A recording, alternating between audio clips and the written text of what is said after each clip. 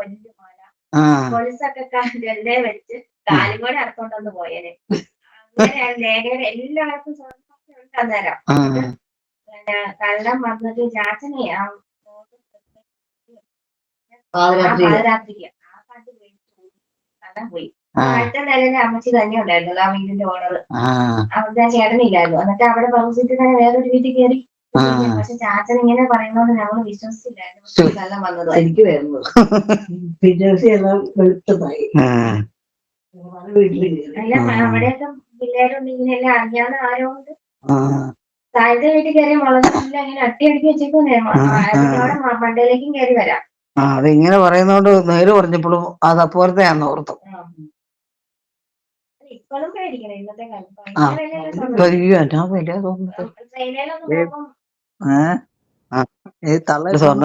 സ്വർണ്ണമാണോ അത്? അതല്ല പ്ലേറ്റും ആണോ? എല്ലാം പറിച്ചോണ്ട് പോകും നാളെ തന്നെ. അയ്യോ പേടിയായിരിക്കും അപ്പടി. ഞാൻ വീട്ടിൽ കൂടെ ഒന്നും മാല ഒന്നും ഇടാതെ ചുമ്മാ നടക്കും. ഈയുടെ വേറെ സംഭവം രാജകുമാരിയില്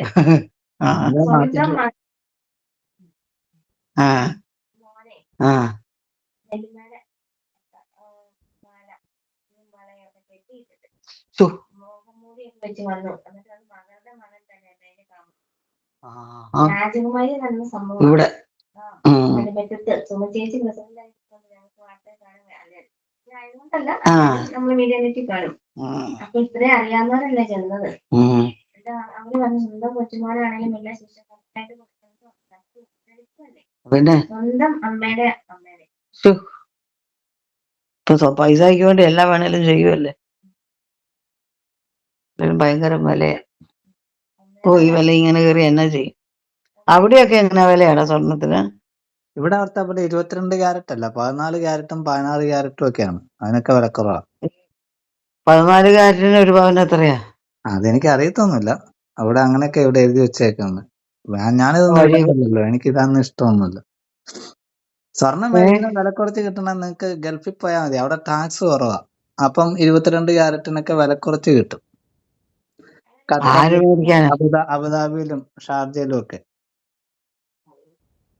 തീരെ കുറവാ. അവിടെ 1 ലക്ഷമൊക്കെ ആണെങ്കിൽ അവിടെ തീരെ കുറവായിരിക്കും. 70,000 60,000 ഒക്കെ നടക്കും. സ്വർണം വ്യത്യാസമൊന്നുമില്ല. ഇച്ചിരി നല്ല സ്വർണം കിട്ടുമായിരിക്കും. ടിക്കറ്റ് എടുത്ത് കയറി പൊക്കോ. അവിടെ പോയി മേടിച്ചിട്ടുണ്ടെങ്കിൽ വന്നാൽ മതി. വരുന്ന വരവിന് അവിടെയോട്ട് ടിക്കറ്റ് എടുത്തിട്ട് മേടിച്ചോണ്ട് ഇങ്ങോട്ട് വന്നാൽ മതി. അതെ ഞാൻ തന്നെ എനിക്ക് സ്വർണത്തിന്റെ ഒരു പരിപാടി ഇഷ്ടമല്ല. ഞാൻ ഉപയോഗിച്ച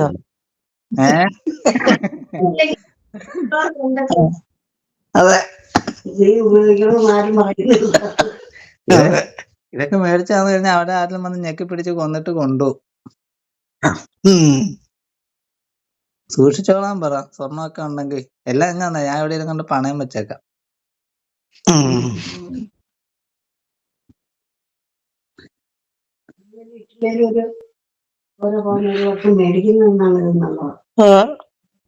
അതിലൊരു ചെറിയ കരുതലിന് വേണ്ടിയൊക്കെ മേടിക്കണം.